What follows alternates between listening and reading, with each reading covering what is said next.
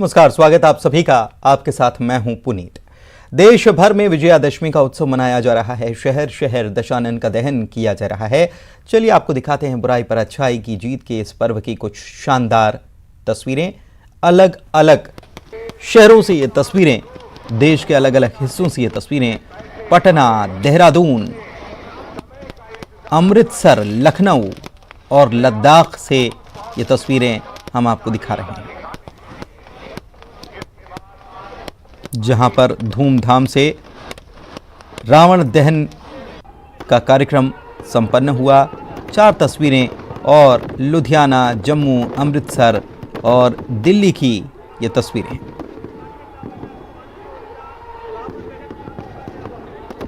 छत्तीसगढ़ की तस्वीरें भी अब आपको दिखाते हैं कि कैसे यहां पर रावण दहन हुआ, विजयादशमी का पर्व कैसे मनाया गया। सारंगढ़, मुंगेली, कवर्धा, अंबिकापुर, कांकेर और बलौदा बाजार की ये 6 तस्वीरें, जहां पर धूमधाम से विजयादशमी का, दशहरे का पर्व मनाया गया। लोगों ने एक दूसरे को बधाई दी। उसके पहले जो रावण दहन हुआ अलग अलग ग्राउंड्स में, उसकी तस्वीरें भी आपको हम दिखा रहे हैं। पहले आकर्षक यहाँ पर साज सज्जा जो की गई थी, उसके बाद यहाँ पटाखे चलाए गए। खास कलाकार इसके लिए बुलवाए गए थे और उसके बाद फिर रावण दहन होने के बाद लोगों ने दशहरा पर्व की एक दूसरे को बधाई दी।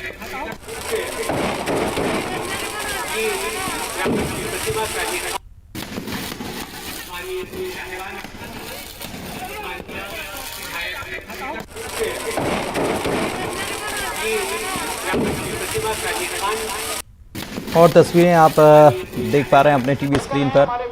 विजयादशमी का पर्व अलग अलग जगहों पर कैसे मनाया गया। बड़े शहरों की अगर बात की जाए तो देखिए, भोपाल, राजधानी भोपाल में बारिश हो रही थी, इंदौर में भी बारिश हो रही थी और ग्वालियर में भी कैसे ये दशहरे का पर्व मनाया गया।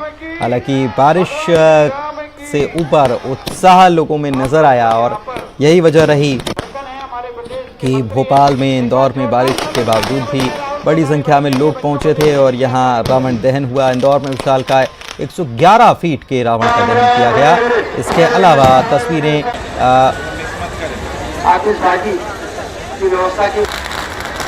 बुरहानपुर, सतना और खरगोन की तस्वीरें।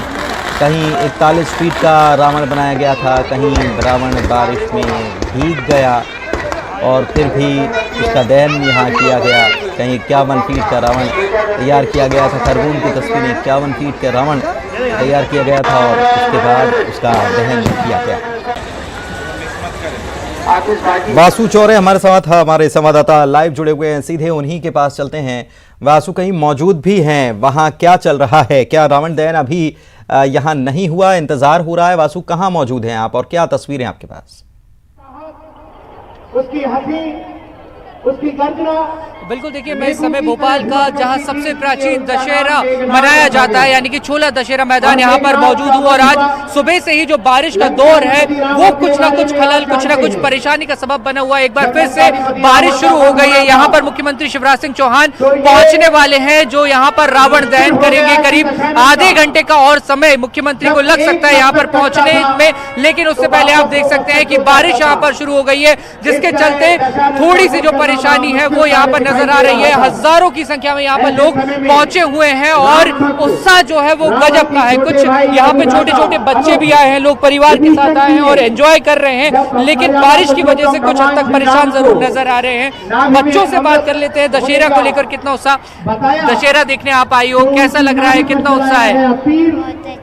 वेट कर रही हो जल्दी से रावण जल जाए?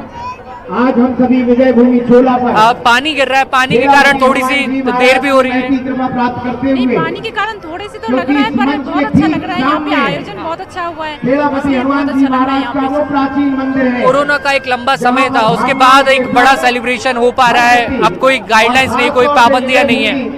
हाँ, इसलिए और मजा आ रहा है और उत्साह है यहाँ पे, क्योंकि कोरोना के काफी लंबे समय के बाद ये रावण दहन देखने को मिल रहा है और वो भी छोला मैदान में। आप फर्स्ट टाइम आए हो रावण देखने? फर्स्ट टाइम आए हो आप? ये पहले भी देखा है। पानी की रफ्तार धीरे धीरे बढ़ रही है। देखिए जो बच्चे हैं वो काफी उत्साहित हैं, लेकिन थोड़ी सी परेशानी इस बात से जरूर हो रही है कि पानी गिर रहा है। पानी आज दिन में भी गिरा था, लेकिन उसके बावजूद आप देखेंगे कि जो रावण के जो कुंभकर्ण के पुतले हैं वो यहाँ पर अभी भी खड़े हुए हैं और आयोजन समिति लगातार कोशिश ये कर रही है कि ये पुतले भीगे ना, उसको लेकर तमाम सारी जो तैयारियां हैं वो की जा रही है। और लोग जो है जो भक्त है वो उत्साह लोगों में बारिश, आप बता रहे हैं कि बारिश हो रही है, लेकिन उत्साह तो किसी कीमत पर कम होता नजर नहीं आ रहा। आपने जो तस्वीरें दिखाई वहां हम देख रहे हैं कि बारिश में भी लोग बैठे हुए हैं, भीग रहे हैं, फिर भी बैठे हुए हैं, और कुछ लोगों ने कुर्सियां अपने सर के ऊपर ढांक लिए ताकि बारिश से भी बच पाए और साथ ही साथ इस दशहरे का आनंद भी ले पाए।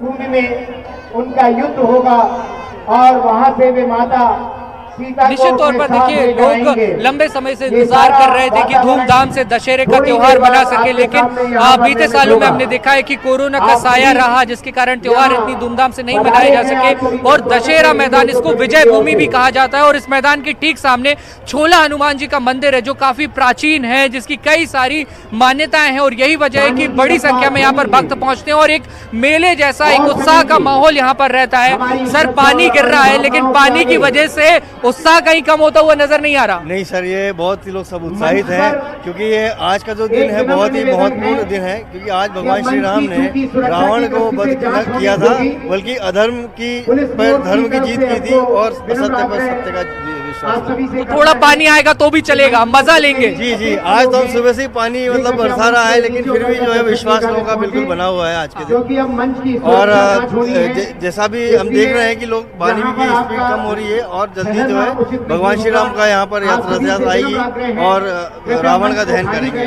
तो देखिए लोगों में जो उत्साह है वो बराबर बना हुआ है। थोड़ा सा पानी गिर रहा है, लेकिन उससे कोई दिक्कत नहीं है, कोई परेशानी नहीं है। आज अच्छाई की जीत का पर्व है, आज असत्य पर सत्य की जीत का पर्व है, विनम्रता की अहंकार पर जीत का पर्व है, और यही लोगों के अंदर एक मोटिवेशन का काम करता हुआ नजर आ रहा है कि किसी भी कीमत पर राम भगवान का ये जो उत्साह है, ये जो त्योहार है, ये राम भगवान की जो धर्म की महाविजय है, उसको सेलिब्रेट करे बिना घर नहीं लौटेंगे। घर नहीं लौटेंगे, लेकिन इंतहा हो गई इंतजार की। ये तो लोग नहीं कह रहे हैं, क्योंकि 10 बजे का वक्त हो चला है और अभी भी रावण दहन नहीं हुआ, तो कहीं ये लोग ये तो नहीं कह रहे हैं कि इंतजार कितना और।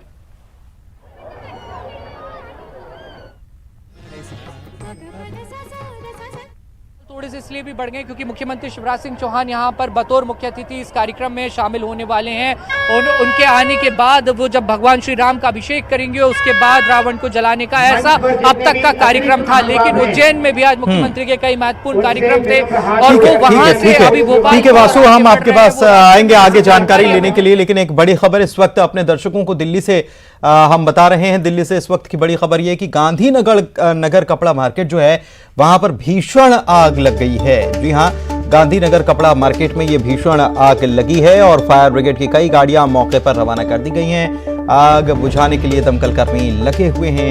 ये दिल्ली से, राजधानी से, देश की राजधानी से बड़ी खबर गांधीनगर कपड़ा मार्केट है, और देखिए आप देख सकते हैं इन तस्वीरों को कितनी भीषण ये आग लगी है। और जाहिर सी बात है कि अगर कपड़ा मार्केट यहाँ है या कितनी तेजी से फैल सकती है, इसलिए जल्द से जल्द इसे काबू में करना बहुत ज़्यादा ज़रूरी है। फायर ब्रिगेड की कई सारी गाड़ियाँ मौके पर भेज दी गई हैं जो कि इस आग को काबू में करने में जुटी हुई हैं। दमकल कर्मी आग बुझाने के लिए लग चुके हैं। कोशिश लगातार की जा रही है ताकि जल्द से जल्द इस आग को काबू में किया जा सके, क्योंकि जाहिर सी बात है कि कपड़ा मार्केट ये है तो बहुत गंभीर स्थिति बन सकती है। इसलिए सबसे ज़्यादा ज़रूरी है कि जल्द से जल्द इस स्थिति को काबू में कर लिया जाए। इसलिए दमकल कर्मी तेज़ी के साथ काम करते हुए इस आग को काबू में करने में लगे हुए हैं। दिल्ली से इस वक्त की बड़ी खबर आपको बता रहे हैं। कपड़ा मार्केट है गांधीनगर का, जहां पर यह आग लगने की घटना सामने आई है।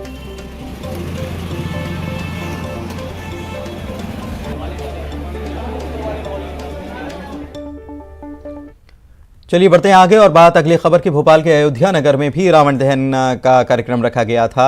अयोध्या नगर के दशहरा मैदान में हजारों लोगों की भीड़ देखने को मिली। रावण दहन के बाद जमकर आतिशबाजी भी यहाँ की गई।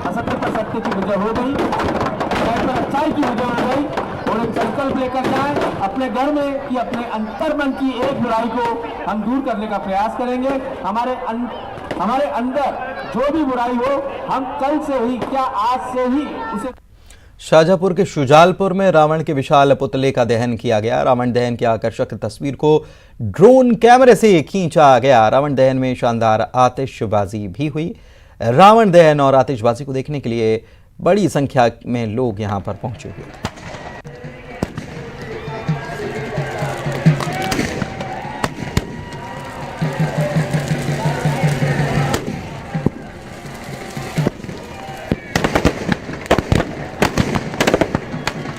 हरदा में विजयादशमी के मौके पर स्टेडियम में आयोजित दशहरा उत्सव में बुराई के प्रतीक रावण के 55 फीट ऊंचे पुतले का दहन किया गया। इस मौके पर शहर के हजारों लोग मौजूद थे।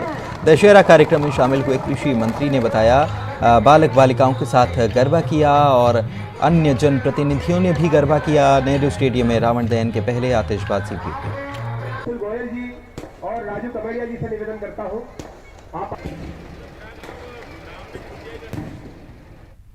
उधर खंडवा में रावण दहन कार्यक्रम बारिश के कारण पूरी तरह से तहस नहस हो गया। हालांकि कुछ इलाकों में जुगाड़ लगाकर एक दो जगहों पर रावण दहन किया भी गया। शाम से हुई बारिश के बाद रावण को मुशक्कत कर रेनकोट पहनाकर ढका गया। इसके बावजूद रावण बारिश से पूरी तरह से भीग गया, गल गया। खंडवा के नौचंडी ग्राउंड पर होने वाले रावण दहन कार्यक्रम को रद्द भी करना पड़ा।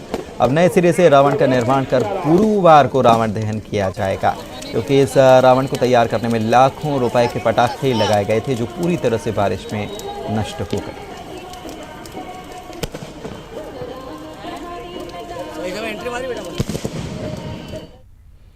विजयादशमी पर्व पर संस्कार थानी जबलपुर में भी भव्यता के साथ दशहरा समारोह निकाला गया। चल समारोह यहां होता है। जबलपुर की शान कहे जाने वाले दशहरा चल समारोह में गोविंदगंज रामलीला समिति की ओर से रामलीला का मंचन किया गया। चल समारोह को देखने के लिए हजारों की तादाद में भीड़ सड़कों पर उमड़ आई। इस दौरान जबलपुर शहर की दुर्गा प्रतिमाओं को भी चल समारोह में शामिल किया गया। संस्कार धानी जबलपुर का ऐतिहासिक दशहरा चल समारोह इस बार भी भव्यता के साथ आयोजित किया जा रहा है। 158वां ये जो वर्ष है, जो कि बीते 2 साल में कोविड के चलते आयोजन नहीं हो सका था, लेकिन इस बार भव्यता के साथ इसका आयोजन हो रहा है। ठीक मेरे सामने आप देख सकते हैं मर्यादा पुरुषोत्तम श्री राम और लक्ष्मण जो है रथ पर सवार होकर आगे बढ़ रहे हैं। कई भव्य झांकियां जो है वो इस चल समारोह में शामिल हैं और वाकई जो नजारा है वो अपने आप में अद्भुत सा पेश होता हुआ। बहरहाल तमाम जो लोग हैं वो यहाँ शामिल हैं। पूर्व वित्त मंत्री तरुण भानोट जी भी यहाँ पर जुटे हुए हैं। तरुण जी, ऐतिहासिक कार्यक्रम है ये, क्या कहेंगे आज के इस आयोजन को लेकर? सबसे पहले संस्कार धानी जबलपुर की और मध्य प्रदेश की समस्त जनता को विजयादशमी पर्व की ढेर सारी शुभकामनाएं। असत्य पे सत्य की जीत, अधर्म पे धर्म की जीत का ये प्रतीक पर्व जो है दशहरा है। मर्यादा पुरुषोत्तम भगवान श्री राम के चरणों में नमन करता हूँ और उनसे प्रार्थना करता हूँ कि हे प्रभु, आपके आशीर्वाद से आने वाली जो दीपावली है उस पर आपके भक्तों के मन में जो जो ख्वाहिशें हैं, जो जो उनकी जरूरतें हैं वो जरूर पूरी हो। एक बार पुनः समस्त धर्म प्रेमी जनता को दशहरा पर्व की बहुत ढेर सारी शुभकामनाएं। जी, आप क्या कहेंगे? 2 शब्द आपके लिए भी, जो कि कोविड के बाद भव्यता के साथ आयोजित हो रहा है। अति उत्साह देखने को मिल रहा है। लाखों की संख्या में लोग आज चल समारोह देखने के लिए आए हुए हैं। कलकत्ता के बाद ऐसा कहा जाता है कि जबलपुर शहर का ये गौरवशाली चल समारोह होता है। भगवान श्री राम का पूजन, माता रानी का पूजन आज पूरी संस्कार धानी चल समारोह के लिए आई हुई है। आप सभी को विजयादशमी की ढेर सारी बधाई, ढेर सारी शुभकामनाएं। मेरे जी, 2 शब्द आपके लिए ओर से भी। ऐतिहासिक है और मानो कलकत्ता का नजारा संस्कार धानी में। हिंदुस्तान के ऐतिहासिक दशहरे में जबलपुर शहर का दशहरा है और इतनी भव्यता के साथ है कि आप देख रहे हैं पूरा शहर उमड़ा हुआ है। माँ जगत जननी के श्रद्धा है ये और भगवान श्री राम को अर्चन पूजन करने के लिए, पूजा करने के लिए यहाँ सब लोग पधारे और मैं जबलपुर शहर के सभी नगरवासियों को, प्रदेशवासियों को इस मौके पे शुभकामनाएं और बधाई देता हूँ। ठीक है, तो बेशक अपने आप में एक अनोखा आयोजन, अलौकिक आयोजन और वाकई शहर भर की जो भीड़ है वो यहाँ पर देखने को मिल रही है। तो ऐतिहासिक दशहरा चल समारोह में वाकई संस्कार धानी मानो कलकत्ता सा पेश होता हुआ। कैमरा पर्सन मिश्रा के साथ प्रतीक अवस्थी, न्यूज़ 18 जबलपुर। मंदसौर की बात करें तो यहाँ धमनार गांव में रावण वध की अनूठी परंपरा निभाई जाती है। यहाँ पर रावण की नाक पर मुक्का मारकर उसका वध किया जाता है। इसके पहले राम और रावण की सेना में जमकर अंगारा युद्ध भी होता है। राम की सेना रावण की सेना पर आक्रमण करती है। राम की सेना का सैनिक रावण की नाक पर मुक्का मारने के लिए चढ़ाई करता है, लेकिन रावण की सेना उसको नीचे खींचती है। आखिरकार राम की सेना लंका पर विजय पा ही लेती है और राम की सेना का एक सैनिक रावण की नाक तक पहुंचा। और उसकी नाक पर एक घूंसा मारता है और उसके बाद इस तरीके से ये रावण वध होता है।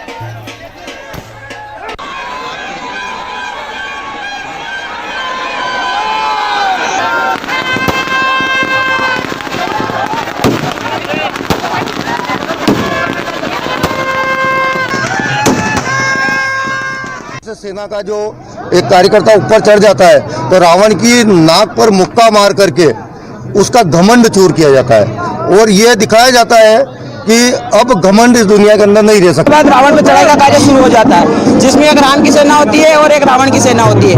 राम की सेना ऊपर चढ़ने का काम करती है, रावण की सेना नीचे खींचने का काम करती है। घंटों मकसद करने के बाद राम की सेना आखिरकार जीत पाई लेती है, क्योंकि असत्य पर सत्य की जीत हमेशा होती आई है। आज भी सत्य की जीत हुई है। तो आज भी सत्य की जीत हुई है और देश भर में दशहरे के अलग अलग रंग और अनूठी परंपराओं का दीदार लोगों ने किया, जश्न मनाया। मंदसौर के नालछा माता मंदिर में भी ऐसी ही अनूठी परंपरा सालों से चली आ रही, जहां पर धधकते अंगारों पर भक्त नंगे पांव चलते हैं। विधिवत पूजा अर्चना के बाद ये शुरू होता है। इसके बाद एक एक कर श्रद्धालु इससे गुजरते हैं। माता की आस्था है तो अंगारे पर चलने से किसी को कुछ नहीं होता, ऐसा मानते हैं लोग। बावजूद एहतियात के तौर पर सुरक्षा के भी इंतजाम रहते हैं। और यहाँ पर एहतियात के तौर पर एम्बुलेंस। किस तरह से ये चूल का कार्यक्रम हो रहा है, कितने सालों से हो रहा है? जी बताया जाता है नालछा माता मंदिर हजारों वर्ष पुराना बताया जाता है और ये प्रथा हजारों वर्ष से चली आ रही है। यहाँ पर नवरात्रि के 9 दिन और 10वें दिन दशहरा होता है। 10वें दिन शाम को गाड़ी विसर्जन का प्रोग्राम किया जाता है, उसमें यह चूल का प्रोग्राम होता है। और अश्विन नवरात्र के दशहरे के दिन शाम को चूल प्रोग्राम चलता है। इसमें सभी भक्त जय माता दी बोलकर इसमें निकलते हैं और किसी भी भक्त को किसी प्रकार की कोई हानि नहीं होती है और इस प्रकार से माता सबकी मनोकामना पूर्ण। विजयादशमी के दिन देवास में भव्य भगवा यात्रा निकाली गई। हिंदू जागरण मंच ने मातृ शक्ति के लिए सयाजी गेट पर मंच लगाकर पहले शास्त्रों में लिखित जो मंत्र हैं उसके साथ शस्त्रों का पूजन किया। देवास राज परिवार के सदस्य ने शस्त्र पूजन कर यात्रा की शुरुआत की, जिसमें सैकड़ों की संख्या में मातृशक्ति मौजूद रही। यात्रा में भगवा पोशाक पहने युवतियां तलवार, लाठी और भगवा झंडे लेकर शामिल हुईं। जय श्री राम के नारों के साथ यात्रा एमजी रोड से शहर के मुख्य मार्ग होते हुए नाहर दरवाजा तक निकाली गई। आज एक बार पुनः देवास में कुछ वर्षों के कारण कोविड में नहीं निकल पाई थी, उससे पहले निकलती थी। ऐसी एक ऐतिहासिक महिलाओं की भगवा यात्रा देवास में एक बार पुनः निकाली जा रही है। महिला सुरक्षा एवं सशक्तिकरण के लिए किया गया है। वास्तव में पूरे भारत में आज अगर कोई आवश्यकता है तो महिलाओं की सुरक्षा वो स्वयं कर लें, इस प्रकार का वातावरण निर्मित करना ये हमारा उद्देश्य। मुंबई में सर HN रिलायंस फाउंडेशन अस्पताल को एक अज्ञात नंबर से आज धमकी भरा कॉल आया। फोन करने वाले ने इस अस्पताल को बम से उड़ाने के अलावा रिलायंस इंडस्ट्रीज लिमिटेड के चेयरमैन और MD मुकेश अंबानी, उनकी पत्नी नीता अंबानी और दोनों बेटों आकाश तथा अनंत अंबानी को जान से मारने की धमकी दी। DB मार्ग पुलिस स्टेशन में इस संबंध में केस दर्ज किया गया है और फिलहाल पुलिस कॉलर की तलाश कर रही है। RIL की ओर से बताया गया कि आज दोपहर 12:57 पर और फिर शाम 5:04 पर सर HN रिलायंस फाउंडेशन अस्पताल के कॉल सेंटर पर एक फोन आया, जिसमें अस्पताल को उड़ाने की धमकी दी गई और मुकेश अंबानी, नीता अंबानी, आकाश अंबानी की जान लेने की धमकी दी गई। फोन करने वाले ने एंटीलिया को उड़ाने की भी धमकी दी और अंबानी परिवार के सदस्यों को कई बार धमकियां भी दी। पुलिस ने शिकायत दर्ज कर ली है।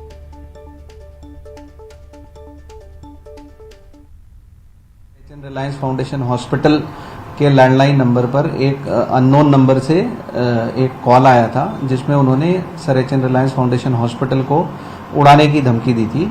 इसके अलावा उस कॉलर ने, जो अज्ञात कॉलर है, उसने अंबानी परिवार के कुछ सदस्यों को जान से मारने की धमकी दी थी। इस प्रकरण को मुंबई पुलिस ने इमीडिएटली गंभीरता से लेते हुए इसमें FIR दाखिल करने की प्रक्रिया DB मार्ग पुलिस स्टेशन में शुरू है। HN रिलायंस फाउंडेशन हॉस्पिटल और एंटीलिया, ये दोनों जगह पे एंटी सबोटेज चेकिंग भी कराई गई है और यहाँ पे सुरक्षा में बढ़ती भी की गई है, सुरक्षा को इन्हांस किया गया है यहाँ पे। और इसी के साथ इस बुलेटिन में फिलहाल इतना ही। नमस्कार।